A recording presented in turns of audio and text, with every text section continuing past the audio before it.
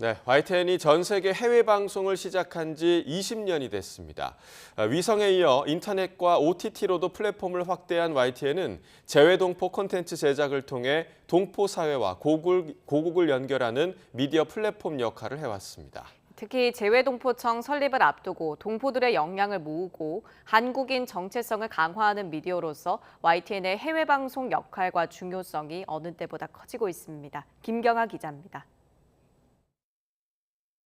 DDR 스타트. 2001년 미국과 동남아 지역을 대상으로 해외 방송을 시작한 YTN은 2003년 3월 방송권역을 전 세계로 확대했습니다. YTN이 오는 3월부터 세계의 글로벌 위성을 이용해 전 지구촌을 커버하는 세계 위성 방송망을 구축합니다. 실시간 전해지는 고국의 뉴스는 녹록지 않은 해외 생활을 버티는 데 큰 힘이 됐습니다. YTN 방송이 나오는 그 콘도미니엄으로 제가 이사를 했죠. 그러기 위해서 저 항상 그 뉴스를 보기 위해서. YTN과 재외동포 재단은 지난 20년간 한국어 뉴스 세계 위성 방송망 구축 사업을 통해 해외 오지와 파병 부대에 이어 아시아와 중동 지역 해상까지 시청권역을 넓혔습니다.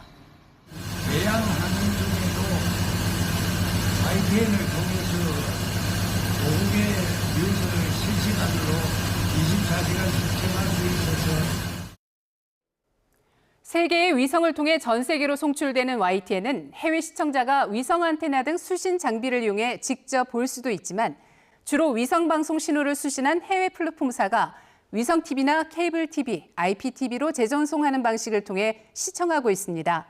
해외에서 케이블 TV나 IPTV로 YTN을 시청한다는 것은 대부분 위성 송출과 수신 과정을 거쳤다는 의미입니다.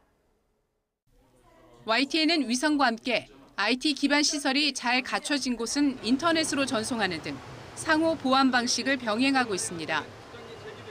재외공관 등 한국 관련 시설에 지원했던 위성 안테나 설치는 2017년부터 인터넷 셋톱박스로 대체한 데 이어 온라인 동영상 서비스 OTT와 유튜브로도 플랫폼을 다각화했습니다. 그럼에도 위성을 주 송출 수단으로 하는 건 위성이 임차 비용이 들지만 시청권역과 안전성 면에서 인터넷보다 장점이 더 크기 때문입니다. 또는 신호를 보내서 그냥 동시에 전 세계가 커버되는 거거든요. 그러니까 그거는 어떻게 보면 코스트 면에서도 굉장히 효율적일 수도 있고요. 커버리지 면에서는 굉장히 효과적인 부분이 있는 거죠. 근데 인터넷을 통해서 하면 우선 인터넷이 연결이 돼야 되는 부분이 있잖아요. 각자가. 그리고 전 세계에서. 실제로 튀르키예 강진과 우크라이나 러시아 전쟁에서도 보듯 재해나 전쟁이 날 경우 인터넷 등 통신 인프라가 가장 먼저 타격을 받게 됩니다. 이 생방송이 들어가기 전에 이 통신이 잡히는 곳을 찾느라 매번 골머리를 좀 앓고 있습니다. 특히 피해 지역 가운데 이 안타키아 같은 데를 갔을 경우에는 통신이 터지지 않아 통신을 잡는 곳을 찾느라 2km 넘게 도보로 걷기도 했고요. 이런 이유로 YTN뿐 아니라 국내외 주요 방송사는 실시간 해외 방송 송출에 위성을 사용합니다. 국내에서 이제 해외로 송출하고 있는 채널들은 주로 YTN이나 KBS, EBS 같은 채널들을 송출하고 있고요. 해외에서 국내로 들어오는 채널들은 NHK나 CNN, BBC 월드뉴스 같은 채널들을 수신받고 있습니다. 최근 해외에서 유튜브로 뉴스를 볼 수 있어 위성을 쓸 이유가 없다는 일부 주장도 나왔지만 재외동포의 한국어 뉴스 시청과 모국 이해 증진이라는 사업 목적과 각국의 인터넷 환경 차이를 간과했다는 지적입니다.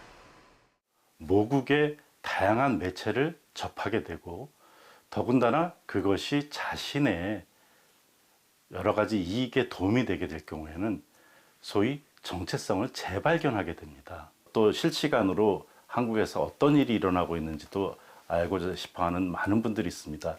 특히 재외국민 250만은 한국에 대한 관심도 크고 국민으로서의 의무도 있기 때문에 권리도 있고요. 중국에서는 기본적으로 해외 언론사 사이트 접속이 대부분 차단되어 있습니다.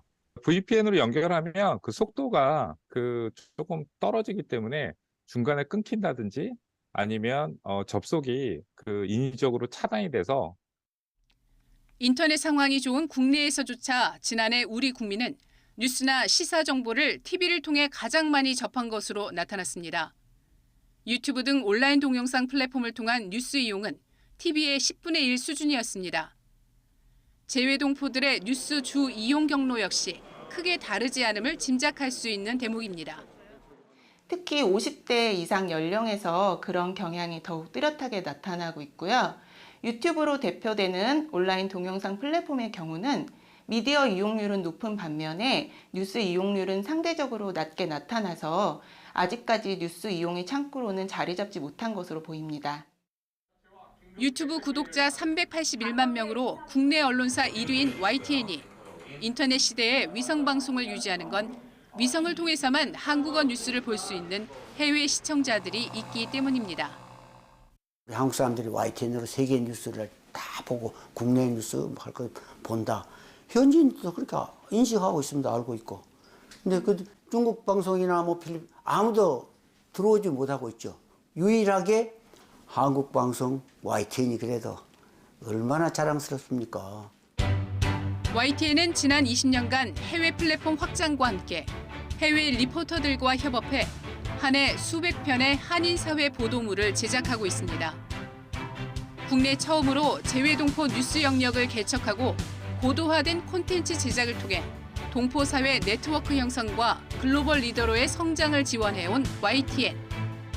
한인들의 오랜 수관인 재외동포청 설립을 계기로 동포와 대한민국을 잇는 뉴스 채널로서 YTN의 역할과 필요성이 어느 때보다 높아지고 있습니다. YTN 김경아입니다.